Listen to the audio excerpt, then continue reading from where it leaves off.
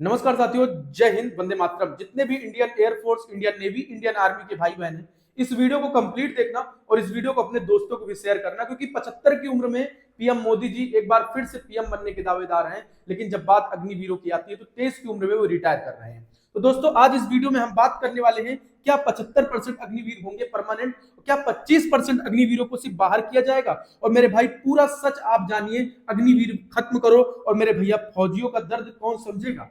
कौन समझेगा उनका फौजियों का दर्द, जो जिनका फर्स्ट बैच में रिटायरी लगी हुई है 1 से 2 महीने बाद।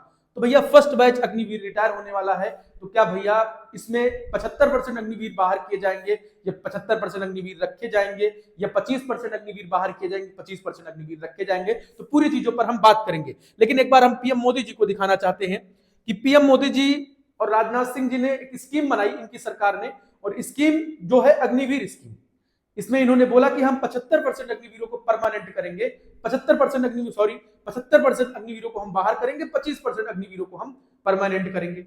अब देखिए, जब इसके ऊपर बात आती है, तब भाई ना तो एक अग्निवीर जवान को भैया ना तो पेंशन की सुविधा। अग्निवीर का एक दर्द सुनिएगा जरा। पीएम मोदी जी 75 की उम्र में एक बार पीएम बनने के दावेदार हैं, लेकिन अग्निवीरों को ये 23 की उम्र में रिटायर कर देंगे। तो भाई, एक अग्निवीर जवान को ना तो पेंशन की सुविधा, ना ही मेडिकल फैसिलिटीज, ना ही उसे मतलब कि रिक्सी जब ड्यूटीज करता है ना तो उसको इतना अलाउंस दिया जाता है। मतलब सारी चीजों पर अग्निवीरों पर ही रोक है। परमानेंट जवान को सारी चीजें मिल रही, लेकिन एक अग्निवीर जवान को नहीं मिल रही। क्या वो 3 साल 4 साल मेहनत नहीं किया? क्या उसने बिना मेहनत करके फौज में भर्ती हो गया? तो ये सारी चीजें हैं। तो मैं यही बताना चाहता हूं। सबसे पहले आप लोगों से मैं बताना चाहता हूं, एक बार इस वीडियो को टैग करिएगा और अपने सभी दोस्तों को शेयर करिएगा। जब अग्निवीर योजना आई तो इन्होंने बोला कि जो 100% अग्निवीरों की जो भर्ती होगी, उसमें से हम 75% अग्निवीरों को बाहर करेंगे। सारी चीजें आप समझिएगा। और 25% अग्निवीरों को हम स्थायी करेंगे, मतलब स्थायी करेंगे, मतलब कि परमानेंट करेंगे। ठीक है, ठीक है। अब इसमें भी इन्होंने जब बोला था तो बीच में कई सारे न्यूज वगैरह वाले, जब बात कहीं कोई आती तो न्यूज वाले ने बोला कि 75% अग्निवीर रखे जाएंगे और 25% अग्निवीर बाहर किए जाएंगे। लेकिन ये पूरी तरह से, ये जो चीजें थी, ये पूरी तरह से अभी गलत है। कहीं कोई चीज ऑफिशियली ये चीजें नहीं अनाउंस की गई। अगर मैं बताऊं भैया कि अगर अब आप लोगों को बताऊं कि जो 100% अग्निवीर हैं, जो फर्स्ट बैच के अग्निवीर हैं, उनको सबको, फर्स्ट बैच के अग्निवीरों को सबसे पहले अग्निवीरों को बाहर किया जाएगा। ठीक है भैया, जितने भी फर्स्ट बैच वाले अग्निवीर हैं, सबको सबसे पहले भैया बाहर किया जाएगा। और बाहर करने के बाद फिर इनके एग्जाम लिए जाएंगे, जैसे कि सीईई एग्जाम होगा।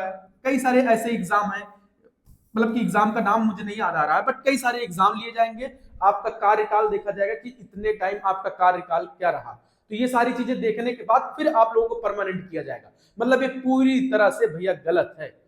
अब सरकार का कहना है कि जब एक अग्निवीर रिटायर होगा, ठीक है, एक अग्निवीर, फर्स्ट बैच का अग्निवीर जो रिटायर होगा, वो जब ड्यूटी अपनी समाप्त करेगा तो उसको ना तो एक पेंशन की सुविधा देंगे, ना ही उसे कोई सुविधाएं नहीं मिलेगी। उसको वो जाने के बाद उसको भैया जो अदर अदर वैकेंसीज आएंगी, उस वैकेंसी में हम उनको आरक्षण देंगे, स्थायी नौकरी देंगे।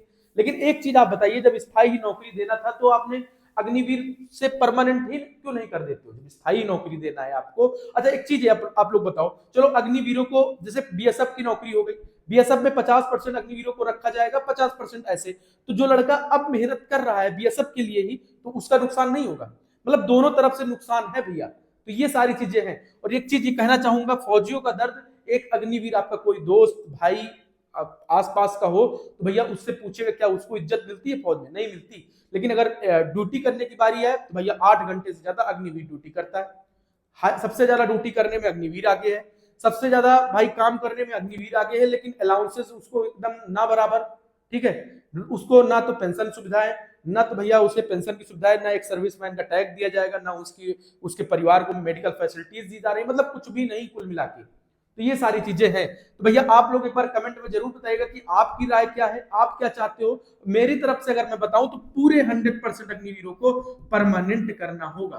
परमानेंट करिए। लेकिन कोई डिफेंस का टीचर इन अग्निवीरों का दर्द नहीं समझ रहा है, कोई भी टीचर आवाज नहीं उठाना चाहता है। तो इसलिए भैया, जितने भी भाई लोग हैं, सभी लोग चैनल जरूर सब्सक्राइब करिए और सभी लोग इस वीडियो को ज्यादा से ज्यादा शेयर करिए कि फर्स्ट बैच जो अग्निवीर रिटायर होने वाला है भैया, वो किसी तरह रुक जाए। क्योंकि अग्निवीरों का दर्द समझना होगा। कई सारे एग्जाम होंगे, कई सारे फॉर्म वगैरह भरवाए जा रहे हैं फौज के अंदर की मतलब 4 साल बाद मतलब कि 4 साल बाद क्या आप सेना में रहना चाहते हो? भैया जब उसको सेना पसंद थी तभी तो वो फौज में गया। अब इसमें फिर से पूछा जा रहा है, फिर से एग्जाम लिए जाएंगे, फिर से सारी चीजें की जाएंगी, तो वो तो गलत है पूरी तरह से। बाकी आप लोग कमेंट में अपना ओपिनियन बताइएगा। और भैया यही रहा, आप लोग कोई बता रहा हो 75% अग्निवीर परमानेंट होंगे, तो भैया ये पूरी तरह से गलत है। जो सारी स्कीमें हैं भैया वही स्कीमें हैं, 25% ही अग्निवीर परमानेंट यानी स्थायी किए जाएंगे। ठीक है भैया, यही सारी चीजें रही। और भाई आप लोग कमेंट में जरूर बताइएगा और इस वीडियो को जरूर शेयर करिए। सभी भाइयों को जय हिंद, वंदे मातरम।